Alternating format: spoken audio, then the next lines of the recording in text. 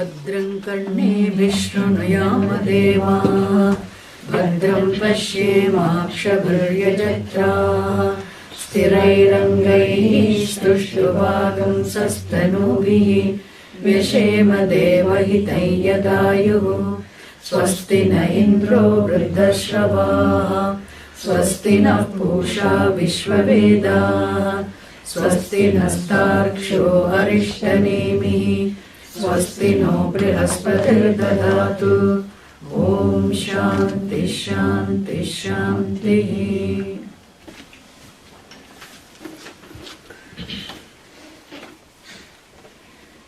In this Alata Shanti Prakaranam, the 4th chapter, Gaudapada Acharya ji begins his teaching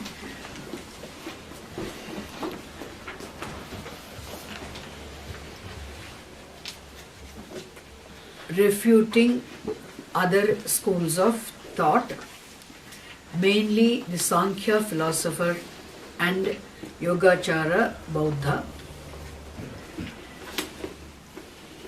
He also negated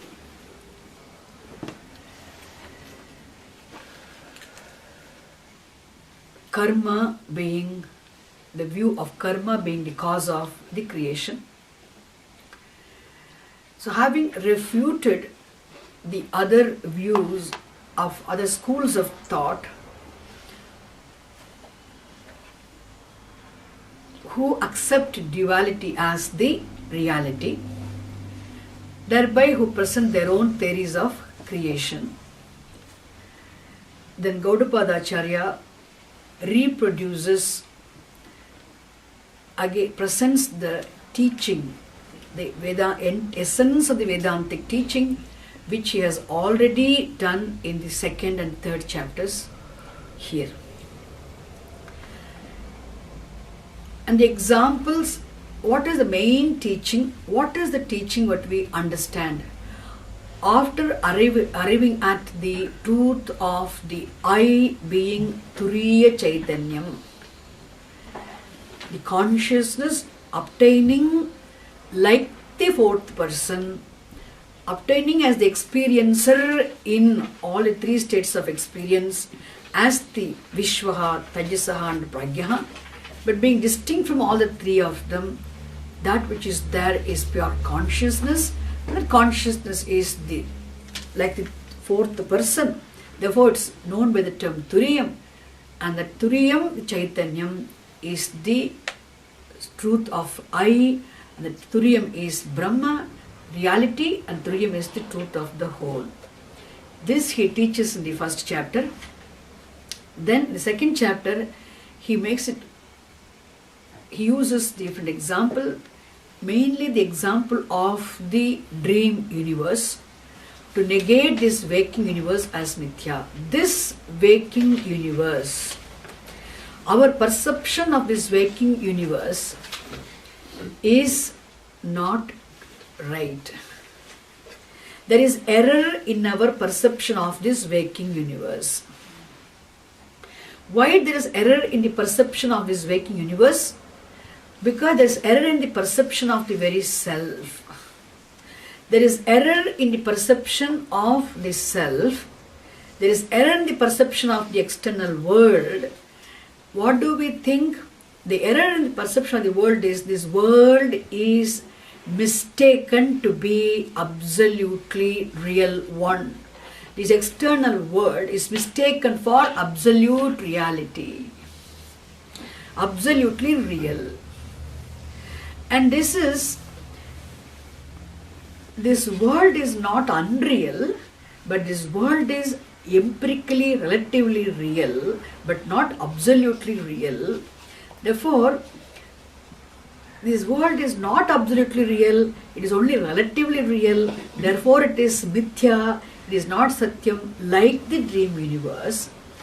Therefore, using the dream experience as an example, even though dream universe is experienced, and even though dream objects serve the purpose in the dream, and even though dream universe also is within the realm of an order, Still dream universe is mithya from the standpoint of the waker. Similarly, dream universe is not mithya from the standpoint of the dreamer. Dream universe is very, very real from the standpoint of the one who is experiencing the dream. But the dream universe is mithya from which standpoint? The standpoint of the waker, dream is mithya. Similarly, this waking universe which you are experiencing also is not unreal. It is relatively empirically real from the standpoint of the Vishwaha, the waker. But that's why this waking universe is real from the standpoint of the waker. But when you understand what is that which obtains us the waker, what is that without whom there cannot be somebody called waker, what is that without whom there cannot be somebody called Taijasaha, what is that without whose presence there cannot be an experiencer of dream or the waking. There cannot be experiencer even of the non-experience of the world also. There cannot be something called experiencer. There cannot be somebody called experiencer. What is that? That reality is the Turiya Chaitanyam, the consciousness which is like the fourth person, obtaining in all three states of experience as the experiencer is what? Which is distinct from all of them. That consciousness is, we say what? Is, from the standpoint of the Turiyam, the consciousness, this waking universe also is mithya. When you talk about the mithyatvam of the world, you have to be very careful from which standpoint you are negating. You cannot negate the dream as mithya from the standpoint of a dreamer. You can negate the dream as mithya, only from the standpoint of the waker. Similarly, this waking universe also is real from the standpoint of the waker. But this waking universe is mithya from the standpoint of the consciousness, which is the reality. Therefore, when he negates this waking universe as mithya, then the third chapter, he makes it very clear in Advaita Prakaranam, there is no knower other than consciousness. There is no known other than consciousness, Brahman. Therefore, the knower-known division is relatively real, empirically real, absolutely. There is no knower or the known. Therefore, there is no duality. There is only non-dual, secondless reality, the consciousness. All that is here is only Brahman. He establishes the vision of non-duality of the reality in the third chapter. And now, in the fourth chapter, he reproduces the teaching I said. So here also what does he do? He gives many examples to say the main teaching is what? Therefore, all that is here is only Brahman, the consciousness. And the consciousness is what now? Actually, I am that consciousness. Therefore, I am the whole. Aham idam sarvam. Brahmaivaham asmi. Brahmaivaham idam sarvam asmi. I the self am the consciousness, the whole. I am the whole. The whole teaching is what? You are the whole. You are the whole. But here now, in fourth chapter, you have to say what? I am the whole. When you say I am the whole, you are meaning what? You are saying I is resolved in consciousness.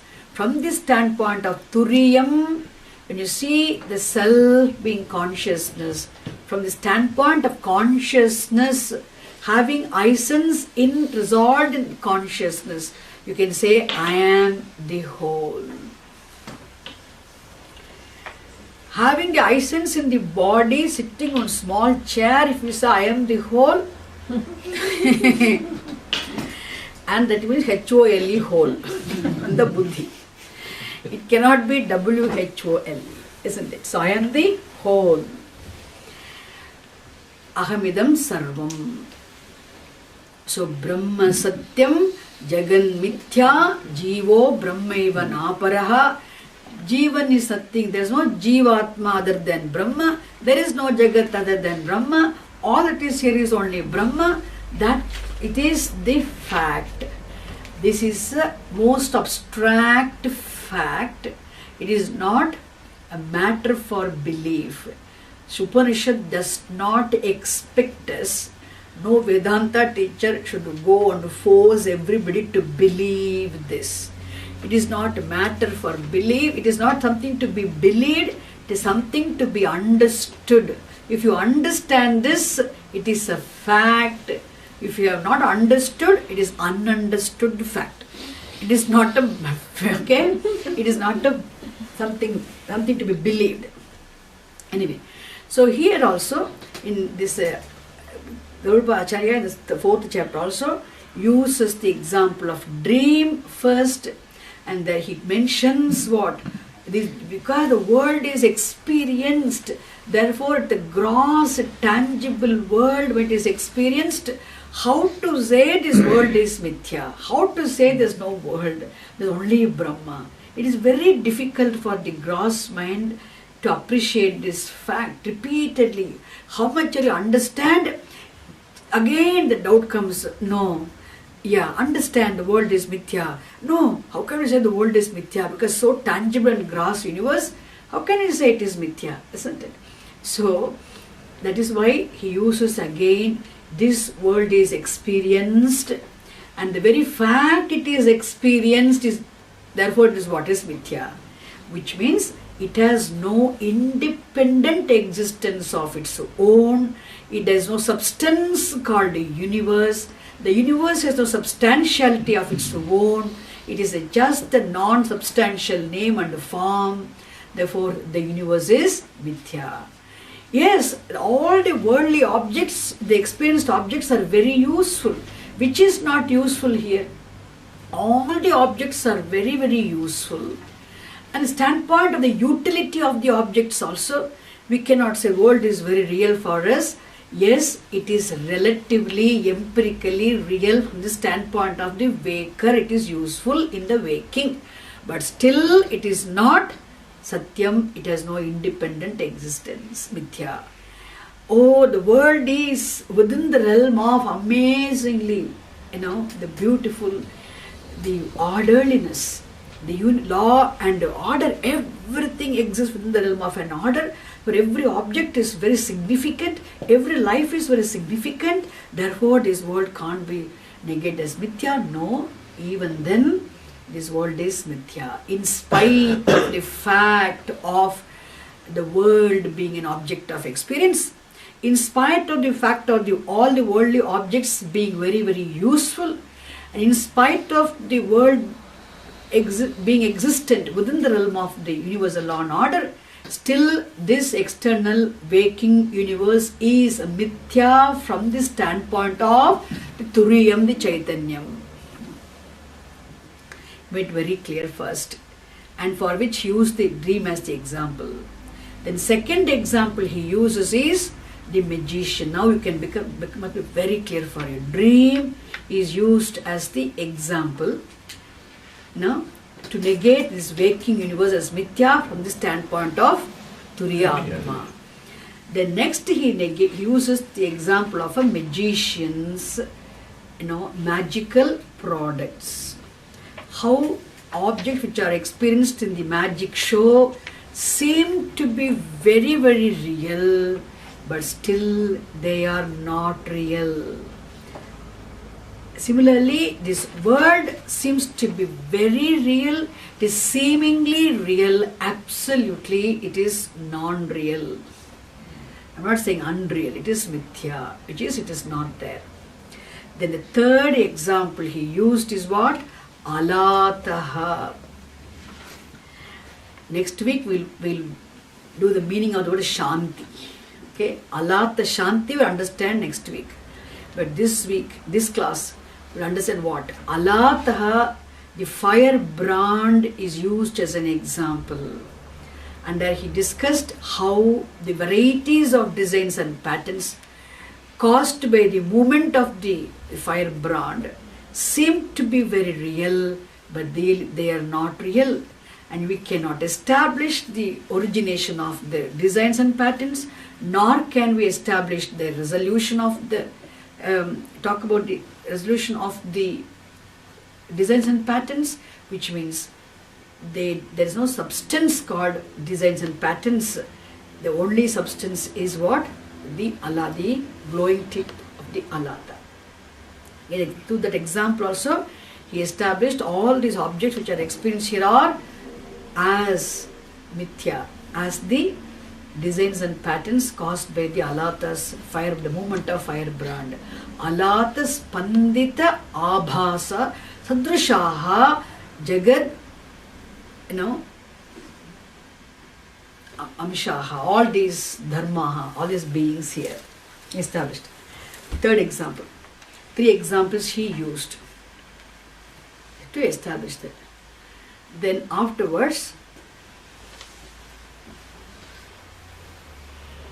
now he's continuing the same teaching differently.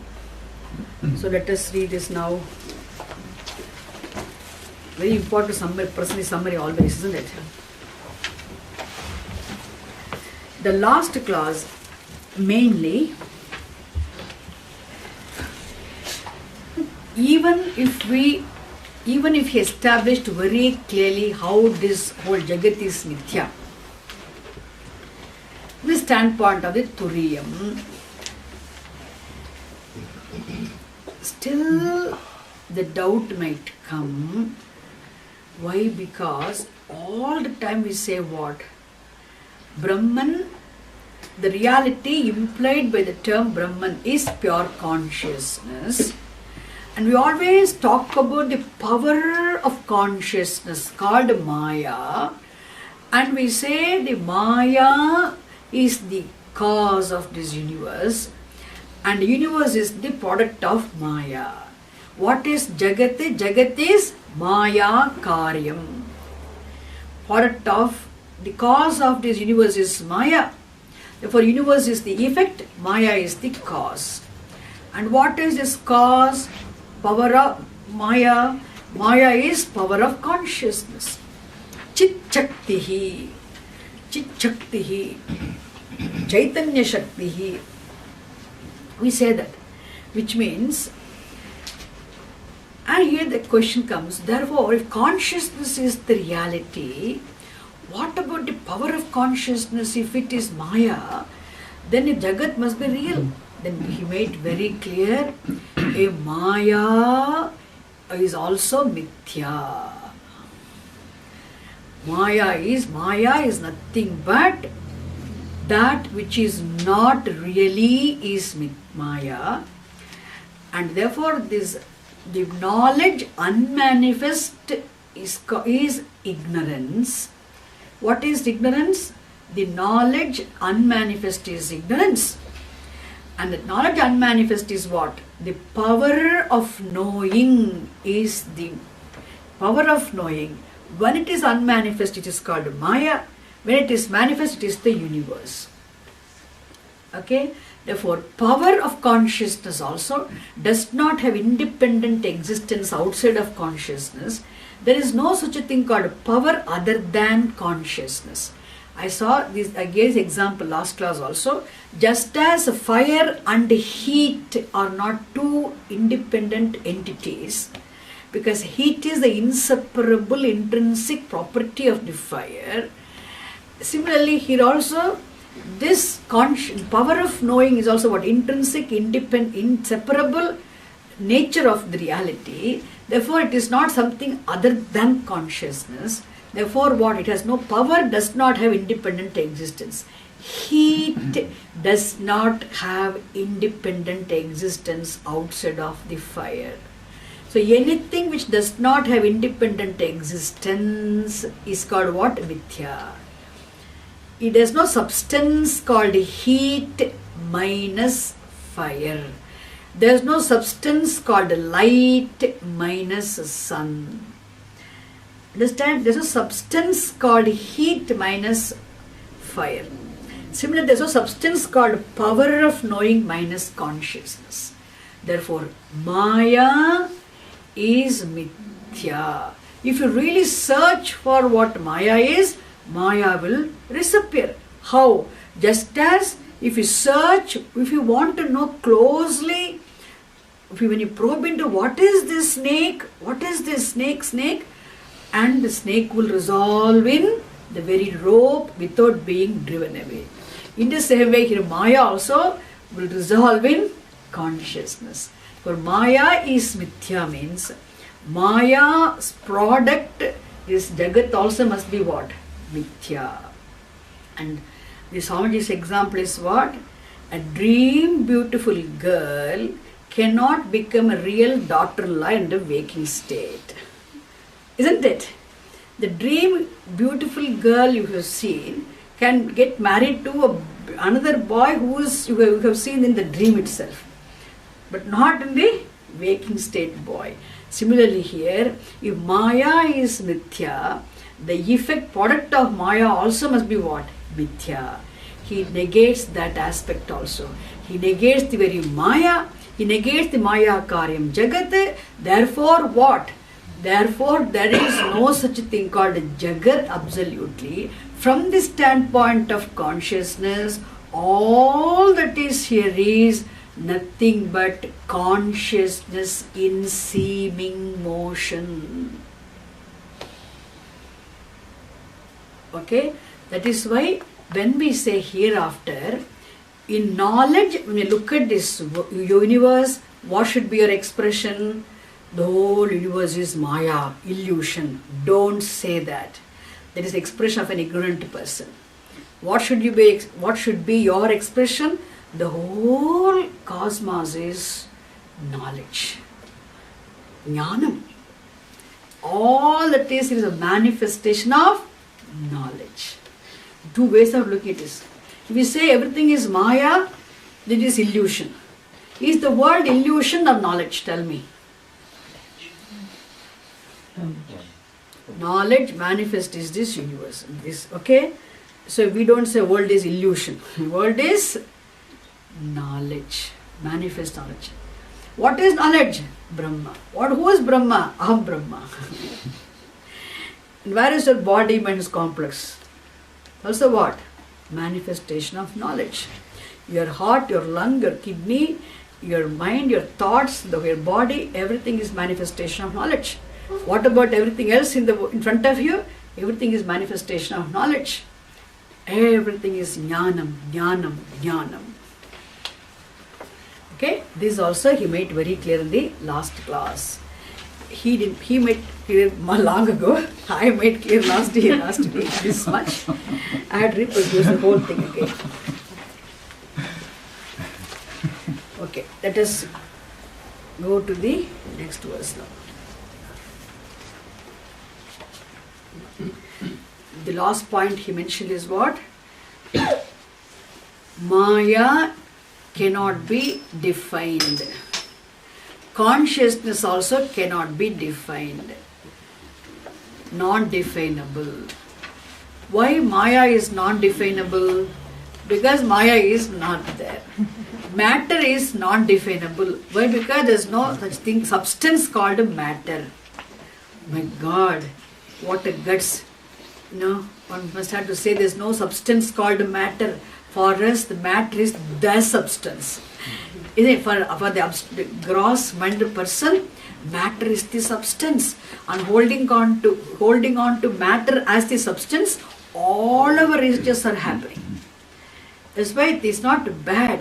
Any research is happening here in the field of science based on the matter is going to discovery of lots of new facts.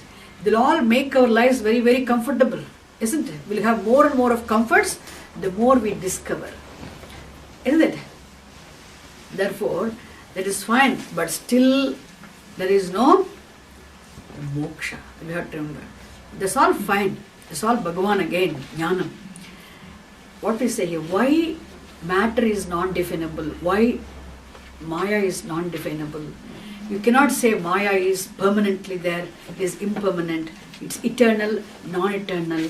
You cannot say because it is not there. How can something which is not there be defined? Something which is there alone can be defined. Something which is not there, how can you define it? You cannot talk about something which is not really there. Okay. Therefore, Maya is non-definable. What about consciousness? Consciousness also is non-definable, indescribable. Why? Because it doesn't have attributes.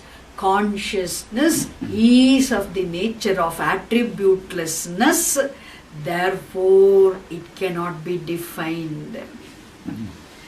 And for an object to be defined, for anything to be explained, to be described, it must fulfill some conditions which I told you last class. Jatihi, Gunaha, Kriya, Dravyam, Sambandhaha. These are the 5 aspects a thing should have, fulfill in order to be describable. And here Atma, the consciousness, cannot be described because there is no birth and no change and no function, no karma, no sambandha. Because of its oneness, it has no sambandha. Isn't it? Secondlessness, no connection. There is no parallel reality, there is nothing else other than consciousness here, absolutely. Therefore, it cannot be compared. Therefore, it is no connection also, no relationship, some connection is possible. Therefore, this consciousness does not fulfill any of these 5 conditions.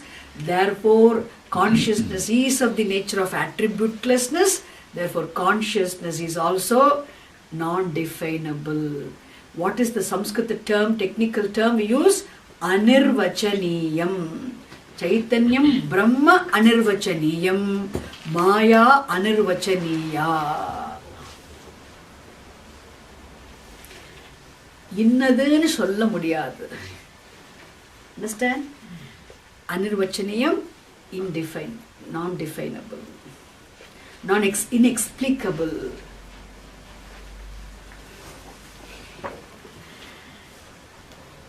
That's why in Taittiriya Upanishad it is said the words try to explain Brahman, they come back incapable of describing.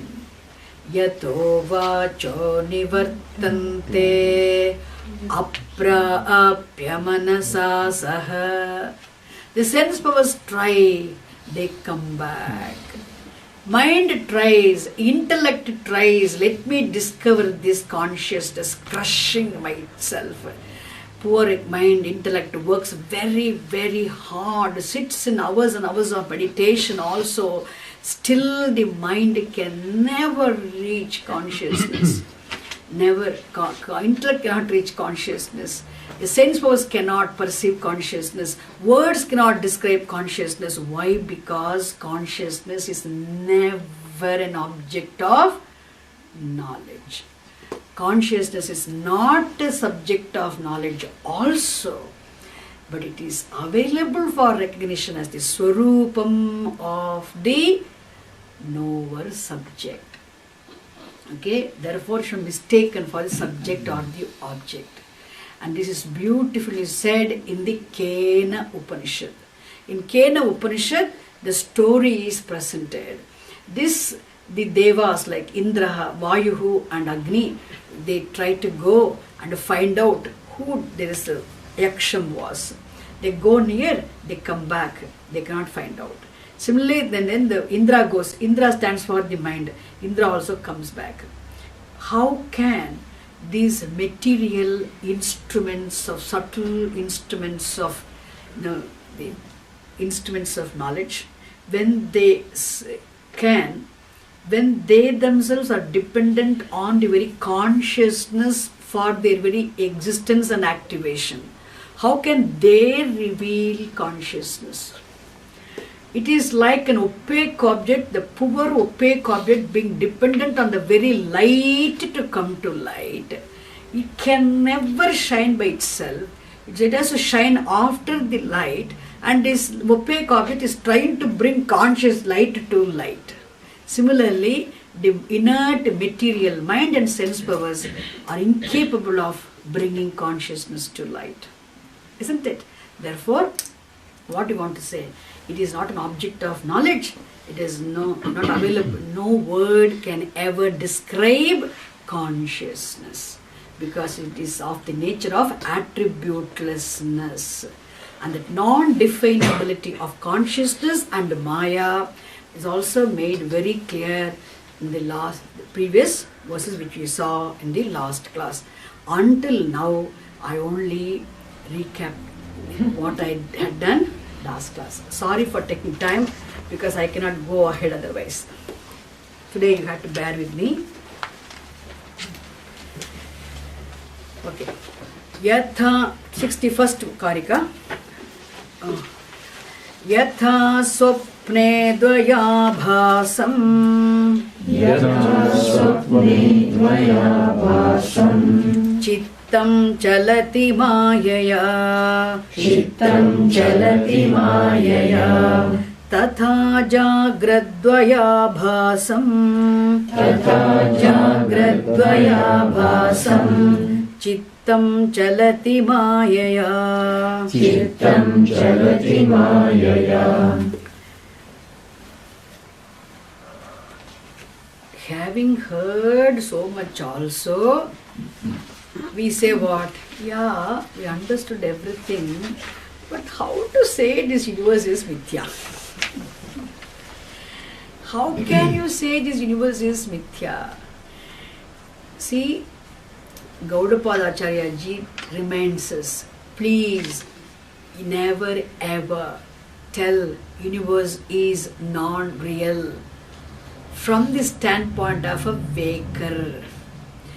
You should always say this universe is empirically, relatively real from the standpoint of the waker Vishwaha. But Turiya Drishtya, from this standpoint of the Turiyam, the pure consciousness alone, this universe, waking universe is mithya. Okay? So he says, and one more thing, what is this? First understand the dream. What is this dream? This dream world, the dream objects of experience is nothing but disturbance in sleep. The individual's sleep, the Nidra Devi, is disturbed. The total ignorance obtaining in the form of Nidra, sleep. What is sleep? In sleep, whenever there is total ignorance, that is called sleep. What is total ignorance? You do not know you are, you do not know what you are, therefore there is total ignorance. In waking you have half knowledge, you know you are, you do not know what you are. In knowledge you have total knowledge, you know you are Brahma. Isn't it? There is two. I am is half knowledge, and that is there now in waking state. In deep sleep state, that is also not there. The half also goes. Therefore, in total ignorance is equal to what? Sleep. Understand? Sleep. And then, in the sleep is disturbed, means what? What is that which disturbs the sleep here? Isn't it? What is that? So, the thoughts. There is a thought flow in your dream. So the dream universe is nothing but the motion, thought motion. Antakarana vritti chalanameva, dream world. What is dream world? When you are dreaming, you cannot say the dream world is mithya. Dream is so real for you. When you wake up from sleep, when you see yourself as a waker, having identity with the waker in the morning, After waking up from sleep, you look at the dream which you had experienced before.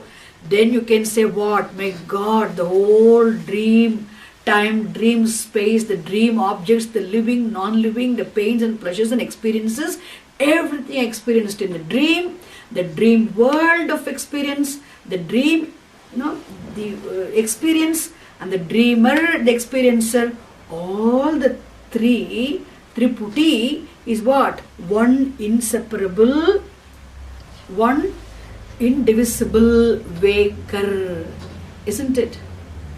It is the mind. The whole dream world is nothing but the thought motion caused universe. What is a dream? Nothing but movements in the thoughts. Dream universe is nothing but the thoughts. He says, Yatha swapne dvayabhasam chittam chalati mayaya. It is because how dream is possible? Then there is total ignorance, that you do not know you are, you do not know what you are, then in ignorance. Chittam chalati. When the thoughts are there, swapne dvayabhasam.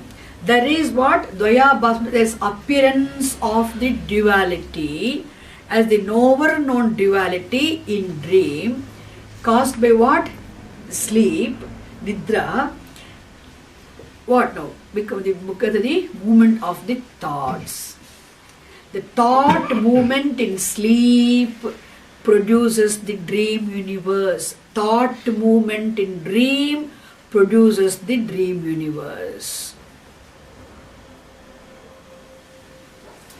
Similarly, he says, Tatha, in the same way, Jagrat Dvayabhasam. Swapne Dvayabhasam means what? The appearance of the knower-known duality in the dream is caused by the thought movement in sleep. Similarly, in the waking also, Jagrat Dvayabhasam. Dvayabhasam means what? The appearance of duality in terms of knower and the known world. Chittam chalati mayaya. This is also what now? Caused by Chittam chalati maya. The waking universe also is nothing but the seeming motion in consciousness caused by Maya. That's why Maya is called Bhagavan's sleep, Yoga Nidra.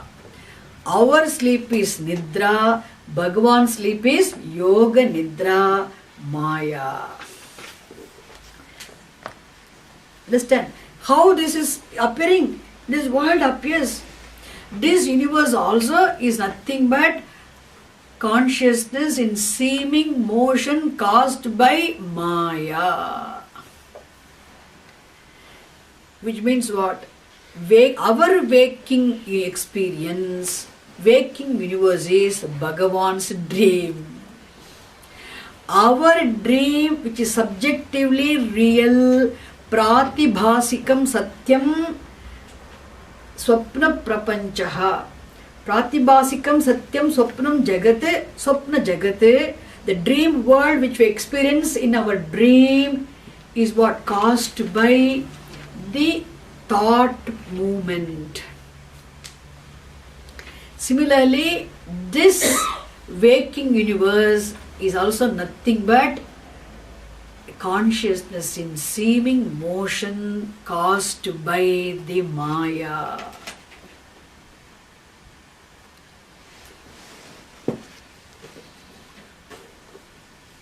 Understand?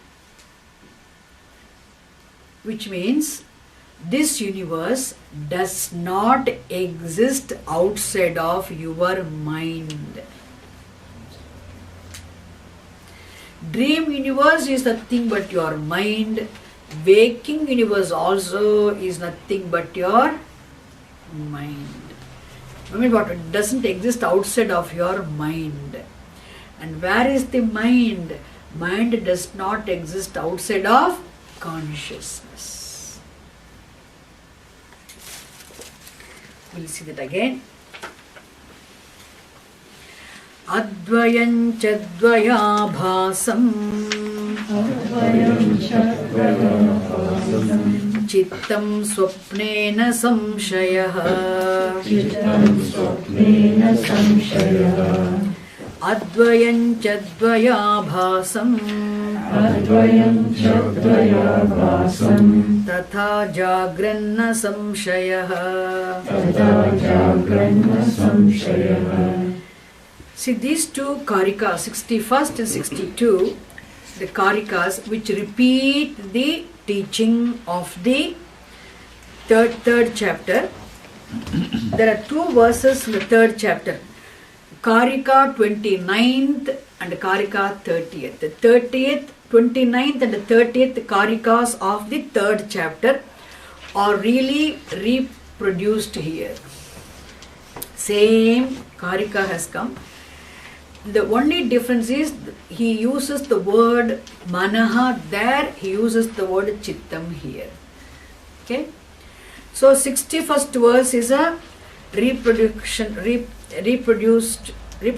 the 29th verse, and the 62nd is the what now?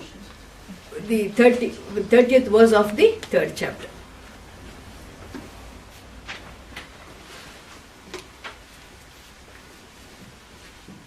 See, Advayam, the non-dual reality, the consciousness, obtaining as the experiencer, dreamer in the dream, that consciousness alone is in the form of what now?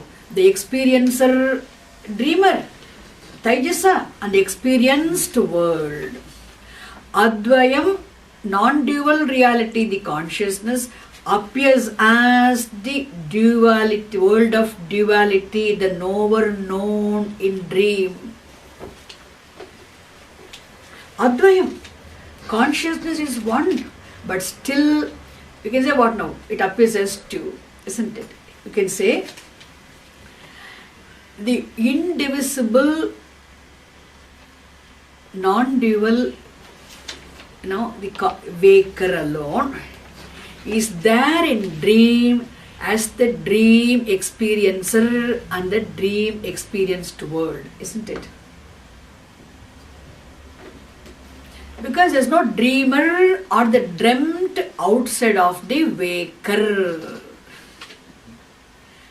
Dream, okay, the dream mind, the mind which is involved in the dream world, and the dreamer, dream experiencer, is not outside of the waker. Isn't it true? But dvaya abhasam, the appearance of the experiencer, appearance of the experienced world, which basically nothing but non-dual waker. It is the non-dual waker alone there as the experiencer and the experienced in the dream. Therefore, the dream, is dream real or not? If we say, we should not say dream is unreal from the standpoint of the dreamer. The dream is very much real from the standpoint of the Taijasaha. Dreamer, from the standpoint of the dreamer, it is real. That is why it's relatively real. Pratibhasikam satyam, subjectively real, but it is not objectively real because it is not there for other people. Therefore, you cannot give it what? Absolute reality status. Similarly, this objectively real universe also, this vyavaharikam satyam, this is, we are transacting in this world, therefore it is empirically, relatively, objectively real universe also is what? Not real from the standpoint of the Turiyam, not from the standpoint of the Vekar Vishwaha. We should never ever say this world is mithya, the standpoint of the Vekar. We have studied Mandukya Upanishad. Let us go and tell everybody this world is mithya, and they will think You all need some treatment. Isn't it? Therefore, it is only for our... From which standpoint you are negating this universe as mithya? From the standpoint of Turiyam, the consciousness, from the standpoint of waker alone, you can negate the dream as mithya. Similarly, from the standpoint of Turiyam, the consciousness alone, you can negate this waking universe as mithya. So what he wants to say in second line, I am not repeating, but Acharya is repeating. Advayancha dvayabhasam chittam swapne. Isn't it? Na samshaya. There's no doubt. There's no doubt for the dreamer, the dream world is real. The same dream world is not real for the waker. Similarly, for the one who is from the standpoint of the Turiyam, this dream world is not real. Okay, but what is the difference between dream and the waking? Once you wake up from sleep, when you identify yourself as the waker, you are okay, then the dream world really does not exist for you. Whereas for the wise person who sees himself as a waker relatively, who sees his real self as the consciousness absolutely, okay, the wise person has two roles now. Relatively, he sees himself as the waker. Okay, therefore, as a waker, relatively, he does not deny the perception of duality, he does not deny the perception of the experience of the external world, all that is happening here. He knows the world is real, relatively, empirically. I am the knower of the world is the known.